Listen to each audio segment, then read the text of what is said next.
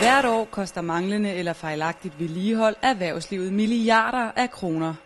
Men på Center for Drift og Vedligehold på Fredericia Maskinmesterskole har man sat ind med en diplomuddannelse, der skal spare virksomhederne de mange tabte kroner. Vi har nogle meget, meget dyre servicekontrakter, blandt andet med en elevator- og rulletrappeleverandør, som løber op i omegnen af over 7 millioner. Og det valgte vi så at lave nogle beregninger på insourcing, og de beregninger kunne jeg simpelthen lave med udgangspunkt i den uddannelse, jeg har fået her. Og det har vi så ved starten af i år, har vi simpelthen insourcet afdelingen, og vi forventer en besparelse på minimum 1 million. Men prøv at se her. Uddannelsen giver blandt andet de studerende erfaring med opstilling af langsigtede strategier for vedligeholdelse, så de i den anden ende kan sikre deres virksomhed optimal driftssikkerhed. Vi kommer mange forskellige folk sammen fra mange forskellige virksomheder, og den erfaringsudveksling, der kommer, og de inputs, man får fra andre, kan mange gange bruges til måske noget hjemme i virksomheden. Så nogen skriver jo 4 sider. Ja.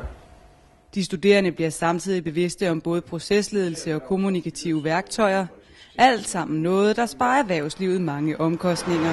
Og det er uanset hvilken virksomhed man arbejder hos. Vi har mulighed for igen at samles fra mange brancher, og vi kan spare med hinanden. Vi kan høre om de andre virksomheder, hvad laver de, og vi kan udveksle erfaringer, samtidig med at vi får ikke løsninger på problemer, men vi får værktøjer til at gå hjem i vores firma og løse problemerne. Det er en klar fordel. Center for Drift og Vedligehold optager nye studerende i januar og august.